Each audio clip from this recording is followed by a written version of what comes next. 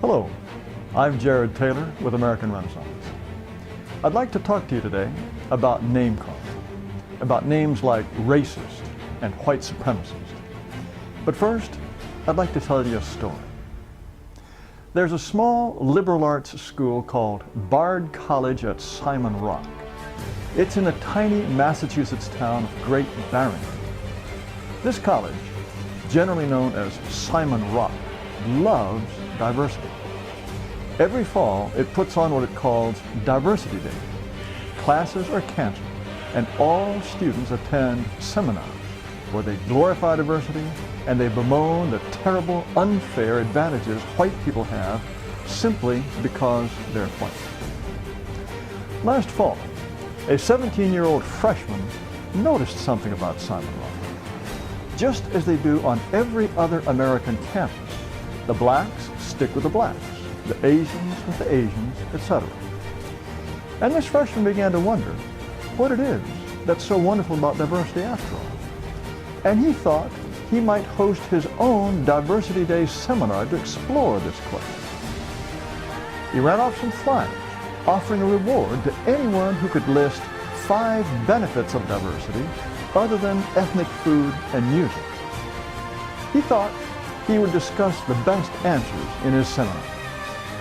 Well, bad mistake. You see, at Simon's Rock, as at all college campuses, you never ask what the benefits of diversity are. You simply believe in it without even having to know what they are.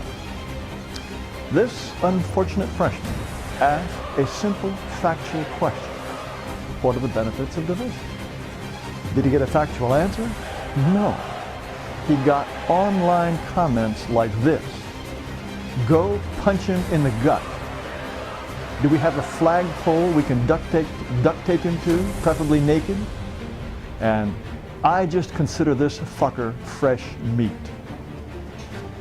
One of the people actually mentioned an advantage of diversity when he wrote, quote, drop him off in some housing project somewhere. I'd say kick his ass.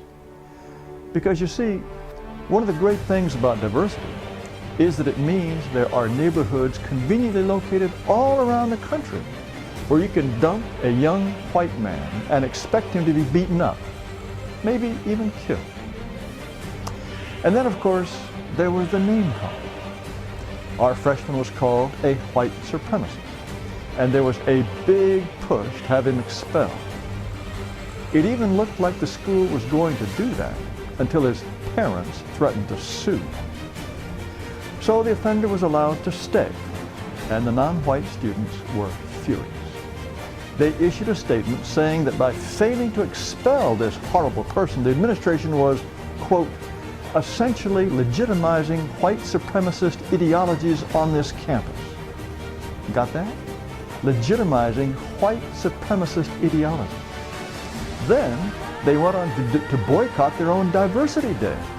They claimed that with all this white supremacist ideology poisoning the air, Diversity Day was just a consolation prize, and that every day should be Diversity Day. Well, that's campus life for you in our glorious era of, well, of diversity. But back to this question of white supremacy. I've been called a white supremacist, and I confess that I have gone a little further than this Simon's Rock freshman. I have actually said that diversity is bad for America because people of different races often don't get along with each other. And because if this diversity keeps up, it will make white people a minority, probably a hated minority, in the country that their ancestors built. But what does that have to do with white supremacy? Nothing. If you ask what's so great about diversity, or why whites should want to become a minority, or what's wrong with preferring the company and culture of whites, you don't get answers. You get screamed at. The words white supremacy are one long, repulsive, ugly scream.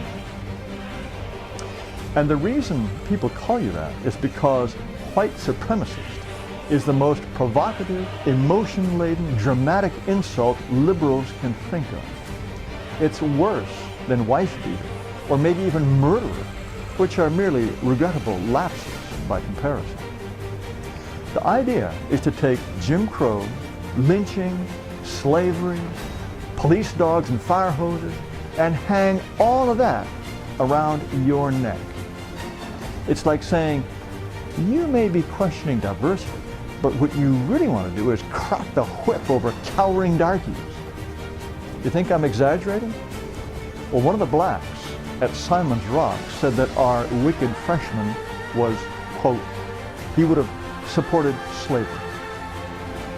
Ask a question about diversity and you support slavery. Now, I've been knocking around the undeceived end of the political spectrum for a long time, but I've never met a white supremacist. I've never even heard tell of one. I've never heard of anyone who wants to rule over people of other races or abuse them in any way. The people I know just want to be left alone. It's true that most people with any sense know that whites, on average, are smarter than blacks. But most people with any sense, including me, also think East Asians on average are smarter than whites. I just don't see how that makes me a white supremacist. So first of all, calling someone like me a white supremacist is as wrong as calling someone a Dukakis supporter. There is no such thing. But the idea, of course, is not to be rational or accurate or thoughtful or fair-minded or truthful. The idea is simply to splutter and shriek.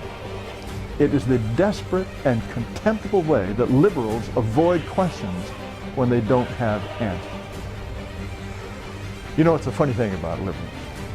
An awful lot of them laugh at religion, especially Christianity. They think they are so superior to bumpkins who pray to God and go to church. They're above all that, you see. But they have a religion, all right. And they practice it with the same medieval ferocity of inquisitors who burned people at the stake and Muslims who beheaded apostates.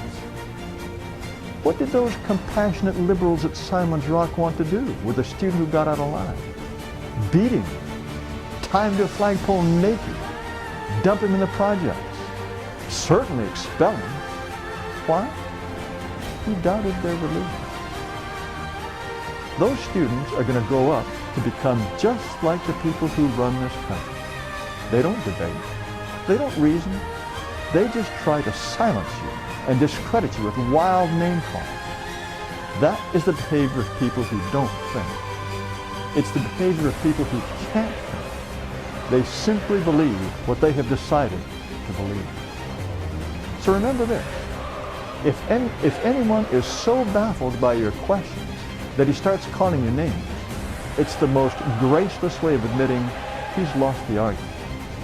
And if he calls you a white supremacist, he could be ignorant or vicious, but most likely, he's both. Thanks very much.